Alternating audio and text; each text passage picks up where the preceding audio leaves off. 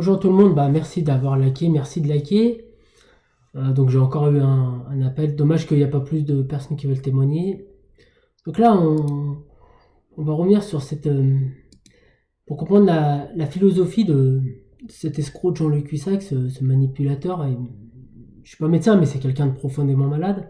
Donc on va remonter à son histoire, comment tout ça s'est déroulé et qu'il aurait dû être arrêté depuis bien longtemps.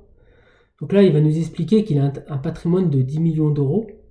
Et perdre 1 million d'euros, pour lui, ça lui pose pas de problème. Donc, vous voyez, c'est surtout comment il voit les choses et il est dans un.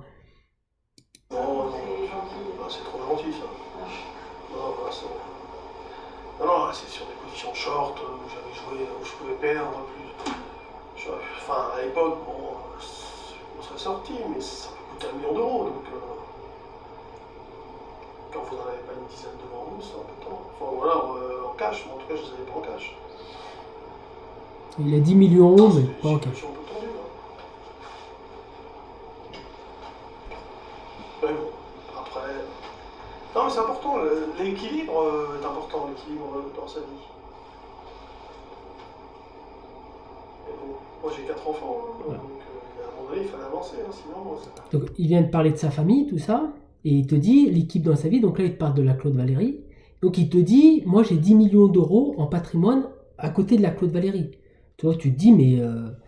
Et l'autre, elle bronche pas. Hein. Le Mathieu Serron, il est à côté, ouais, il n'y a pas de souci. Il n'a jamais eu 10 millions d'euros, ni en liquidité, ni en bien. Puis ils sont grands, hein, je suis grand-père, depuis un mois. Grand-père, le temps passe, hein. Quand je vois les jeunes, je me dis. Moi j'adorais aller en bourse, pour vous en raconter. J'allais en bourse, au début je connaissais que dalle. Et je m'approchais des vieilles personnes, des gens âgés, tout ça, puis je leur parlais, j'aimais bien comprendre la psychologie.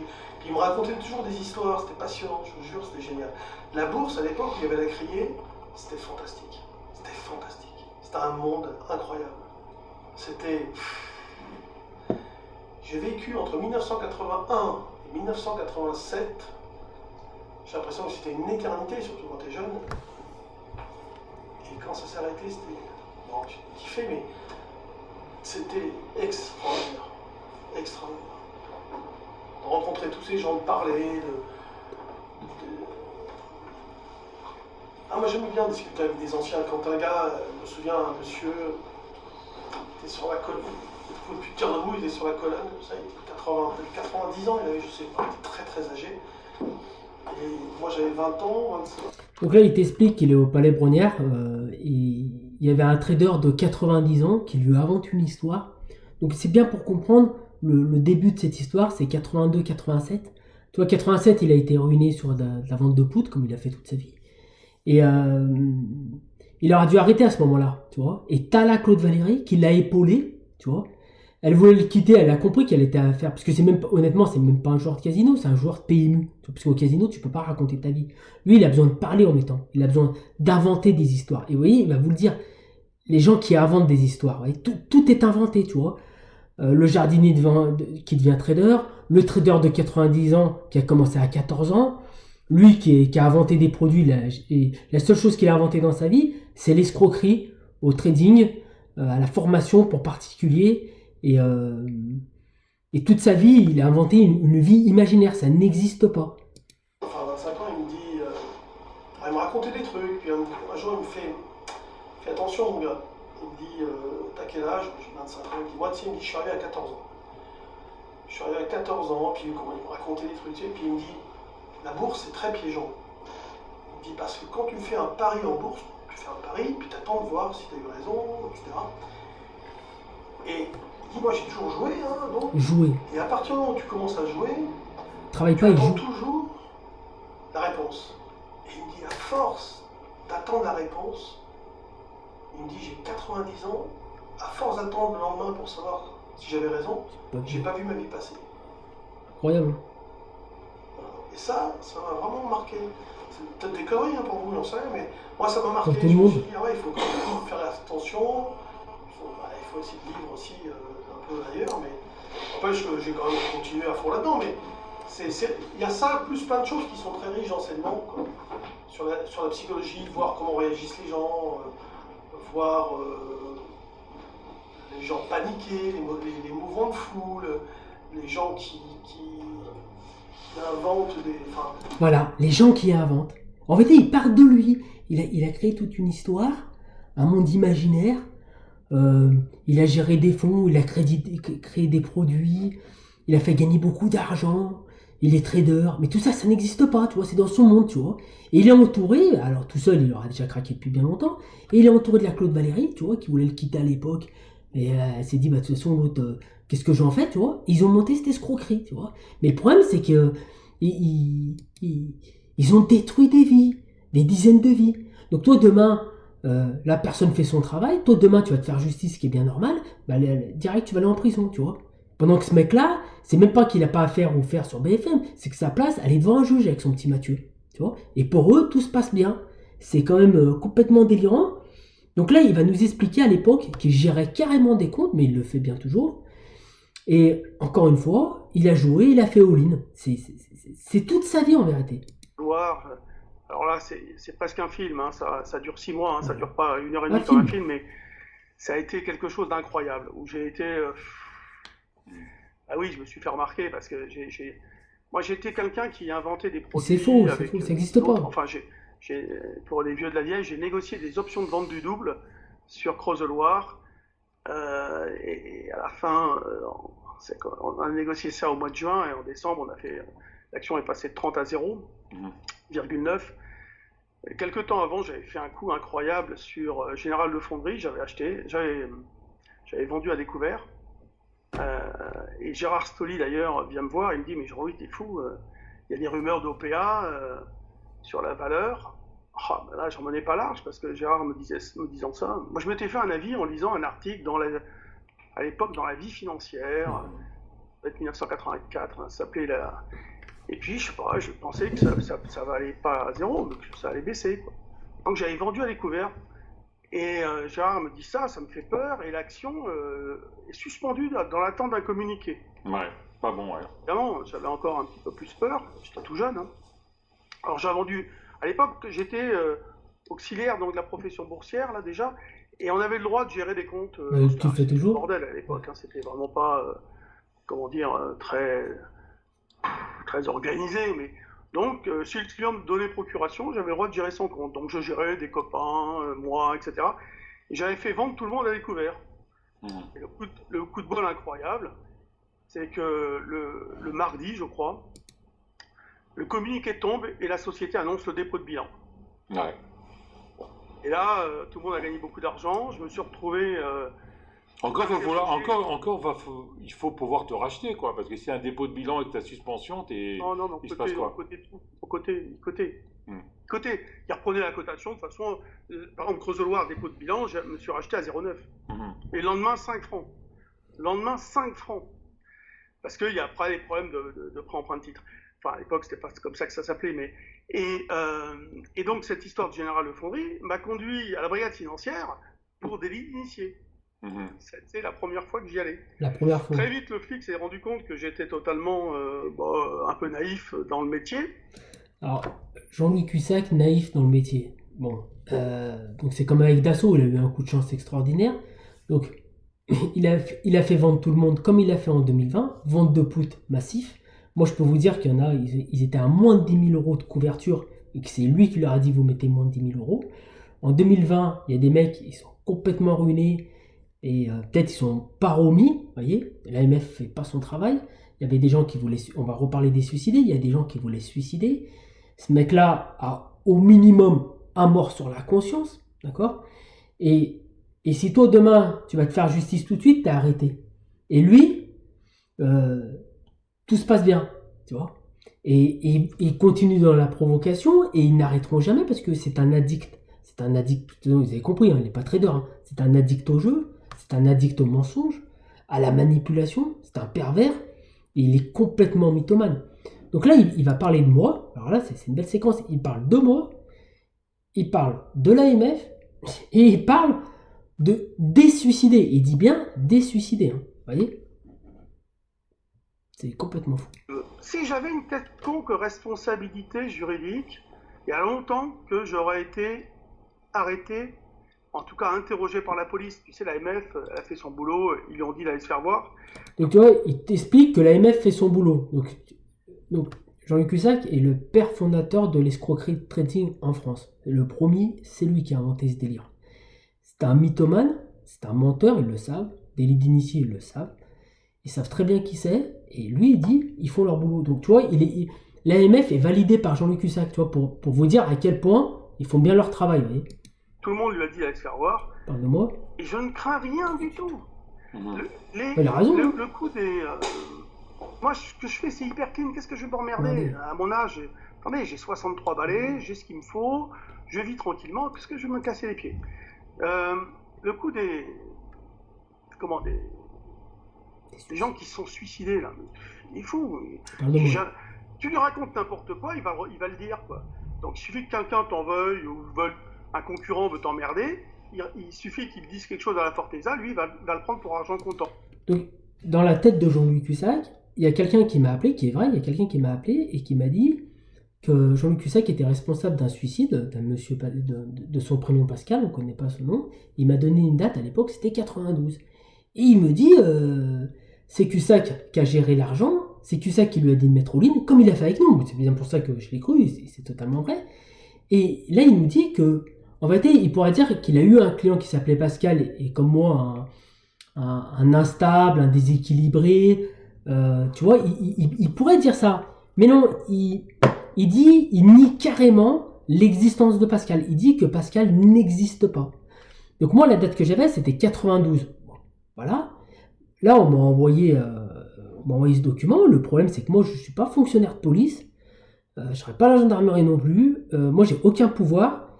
Et cet homme-là doit être devant un juge. Et tu vois, qui valide l'AMF, c'est pas rien. Tu vois. Qu'on l'appelle à la brigade financière et qu'il est toujours passé à travers les mailles, c'est qu'il y a un problème. Vous voyez. Donc moi, on m'a envoyé ça. Alors voilà. Moi, c'est la date qui correspond pas. Le nom, voilà. Moi, j'ai appelé la gendarmerie me dit, faut appeler la mairie. Moi, je savais, la mairie, elle m'a dit quoi? Nous, c'est secret médical, on peut pas vous dire. Donc, le gendarme, eux, ils veulent rien faire. La mairie, c'est secret médical, à la limite, c'est tout à fait normal. Et en réalité, personne ne sait, parce que ce monsieur, alors, c'est peut-être pas lui, mais en tout cas, ce Pascal, il a bien existé, parce que l'histoire du suicide, Florent et Linda en avaient déjà entendu parler avant, et moi, j'ai jamais parlé avec Linda et Florent. Ils m'ont dit, mais Nicolas, t'as rien découvert. Tout le monde est au courant de cette affaire. Donc Pascal, maintenant, c'est une certitude qu'il a existé, c'est une certitude qu'il avait comme client, et c'est une certitude qu'il lui a dit de mettre au lit lui-même. Et le mec, déjà, il a déjà un mort sur la conscience, et en plus de ça, il le tue une deuxième fois en niant carrément l'existence de ce monsieur. Tu vois? Alors est-ce que c'est mieux de mentir comme il fait sur moi, ou nier son existence? De toute façon, Jean-Louis Cussac est un malade, c'est un pervers. Et il est bien entouré, c'est bien pour ça qu'il s'en sort. Il est entouré par sa femme, il est entouré par le Mathieu. Donc ça, c'est une conversation privée. Moi, j'aime pas les conversations privées, mais c'est pour vous donner une idée. Ça, c'est une conversation qui est de ce mois-ci. Hein. C'est Pascal qui répond à Florent. Mathieu, excusez-moi, qui répond à Florent. Pascal est inconnu au bataillon. Donc Mathieu, il sait très bien qui c'est Pascal. Il connaît l'histoire, il doit même connaître le nom de famille. Je veux dire, comme dit Jean-Luc Cussac, en claquant des doigts, l'AMF ou un autre organisme d'État, parce que l'AMF c'est quand même un organisme d'État, fait son travail, ce mec-là il va devant un juge, il ferme cette entreprise Perceval Finance Conseil, d'accord, qui donne des conseils qui sont même pas réglementés, qui donnent des conseils complètement délirants, qu'ils ont ruiné client après client, qu'ils ont détruit des vies, parce qu'on ne parle pas que d'argent, on parle de la mort d'un homme, on parle de sommes d'argent complètement, on parle de vie détruite, c'est pas une petite somme, tu vas pas t'acheter une nouvelle voiture ou avoir acheté un appartement à la montagne en plus, on parle de vie détruite, c'est de ça qu'on parle, c'est pas de petites sommes, c'est pas du surplus, voyez. Donc là par contre 91 ça fonctionne exactement avec cette date, et là on retrouve la Claude Valéry, vous voyez. En août 91, le jour de l'échéance du contrat futur, j'avais une position, j'avais un copain qui était renseigné entre guillemets de ce que faisait Chevreuse sur l'échéance. Ce copain c'est pas Pascal, c'est ça. À l'époque c'était un prix, c'était celui de 16 heures.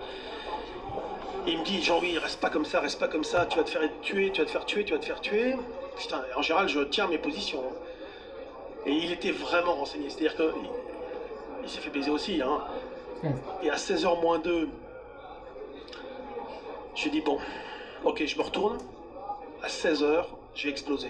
Voilà. Mon copain était effondré. En fait, Chevreux, à l'époque, avait trouvé plus fort que lui. Et le marché avait été manipulé. Hein. Il y avait des manipulations fantastiques. Donc en quelques secondes, le marché s'était écroulé. Et j'étais dans le sens. Moi, j'avais été vendeur juste avant.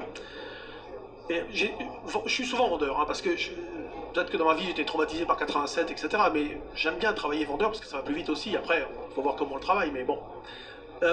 Et puis voilà. Ça. Et ce jour-là, vous voyez, par exemple, Voilà. Donc, vous voyez, en fait, il a eu le même mode de fonctionnement. Moi, ce que j'ai vécu en 2020, et c'est pour ça qu'il y a des gens, ils m'appellent, ils me disent, ouais, mais ce qu'il faut bien comprendre, c'est quand vous êtes devant la porte des bureaux là-bas à Paris, c'est que toi, tu ouvres la porte, tu sais pas qu'est-ce qui t'attend derrière. Lui, il le sait très bien. Parce qu'il fait pas ça depuis 1 an, depuis 2 ans, depuis 3 ans. Ça fait 30 ans qu'il fait ça. Vous voyez? Et il parle de 87, on était en 87, fallait qu'il s'arrête, fallait plus qu'il aille à la bourse, tu vois. C'était le casino, ça lui allait très bien, le PMU, ça lui va très bien, il fallait qu'il fasse autre chose. Sauf qu'on a, j'ai envie de dire la sorcière, mais la sorcière c'est trop gentil pour elle. Là, on a elle qui l'a épaulé toute sa vie, et il a trouvé des petits adeptes de la secte, tu vois. Il y a le Mathieu, et, il y en a un qui s'appelle Christophe, que vous retrouvez là, vous voyez. Donc, là, ça, c'est un monsieur qui allait justement chez Perceval et qui a vu le jeu de rôle. Moi, j'avais oublié, et c'est vrai qu'il m'a fait rappeler ça. Alors, quand tu es chez Perceval, Cusack, il va gueuler sur sa femme, il va gueuler sur Mathieu, et eux, ils vont faire les victimes. Vous voyez, ils jouent un jeu de rôle, tu vois. Il y en a un autre, là, vous pouvez le voir, il s'appelle Christophe, et il laisse aussi des commentaires sur ma chaîne YouTube. Lui, il fait croire aux autres élèves sur le forum qui gagnent de l'argent. Vous voyez, il habite à Monaco, le mec. Bon, voilà, mais le mec, il fait croire aux autres qu'il gagne de l'argent. Sa femme, elle fait la victime devant lui. Comme Mathieu, il joue à un jeu de rôle. Vous voyez, tout ça, c'est un jeu de manipulation, pervers, c'est un jeu pervers. Et le Pascal, les dates, elles correspondent, vous voyez. Et donc là, on va retomber sur sa femme. Vous voyez, et là, il nous dit carrément qu'elle l'a tenu à bout de bras, vous voyez. En 1991, Claude Berry est venu vers moi, elle a mis les 2 mains sur... Elle m'a jamais reproché quoi que ce soit, mais comme elle le faisait à chaque fois et qu'elle a fait pendant 20 ans, enfin pendant des années, elle mettait les 2 mains sur mes épaules, elle me disait bon, mon chéri, c'est pas grave, t'es en bonne santé, moi aussi, les enfants aussi, vous avez de l'argent, tu vas te refaire, t'es le meilleur, je t'embrasse, allez, c'est pas grave. Vous voyez, c'est ça que je dis aux autres. Vous voyez, pour eux, tout va bien. Eux, l'argent, ils en ont. Eux, pour eux, c'est comme Pascal, on n'existe même pas. Ils sont venus, ils nous ont dépouillés, c'est des vrais escrocs. Et il m'a dit, et pour eux, c'est ça qu'il faut comprendre. Regardez-moi ça. Ça a été ils sont fiers d'eux. 20 ans comme ça. Ça. Et ce jour-là, c'était l'anniversaire, c'était le 30 août, 31 août. Et le lendemain, c'était l'anniversaire de notre fille, elle avait 2 ans. On est allé le soir faire un cadeau, acheter une poupée. C'est une anecdote, mais je vous la donne, c'était marrant. Et on arrive chez le marchand de poupées et il nous montre toutes les belles poupées. Alors il y avait des poupées à 35 €, 35 francs, 40 francs, 50 francs. Et puis il y en avait une à 2490 francs. Alors, quand t'es ruiné, tu te dis 2490 francs, c'est un peu beaucoup d'argent. Mais c'était énorme à l'époque. Et puis on se regarde et puis on se dit, mais vu ce qu'on a perdu, regardez-moi là. on ne peut que acheter la poupée à 2490 francs. Ça les fait rire, hein. Et donc on a acheté cette poupée à 2490 francs, je m'en souviendrai tout le temps. Et ma fille s'en souvient encore parce que c'est Malicia, et elle l'a gardée dans une petite boîte qui faisait papa, maman, dodo et qui bougeait les yeux déjà en 1991, Malicia, je m'en souviens très bien. Donc voilà, c'est ce jour-là que j'ai perdu beaucoup d'argent par exemple. Voilà, mais derrière ça, il dit pas toutes les vies qu'il a ruinées, toutes les vies qu'il a détruites, et il dit pas surtout qu'il s'est refait et que ça a continué sans fin. Donc payer une poupée 2000, j'ai marqué, moi je me rappelle un peu, 2490 francs à l'époque, c'est énorme. Et eux, ça leur pose aucun problème, vous voyez. Et ils ont escroqué des gens, petit à petit, ils ont gagné toute leur vie, ils ont gagné leur vie comme ça. Vous voyez. Et ça qu'il faut bien comprendre, c'est qu'on vous n'avez pas été le premier. Vous voyez ce que je veux dire, 2020, ça a été, il a fait ça pendant 30 ans. C'est ça qui est terrible. Donc Voilà, c'est pour bien comprendre la philosophie de ce criminel de Jean-Luc Hussac.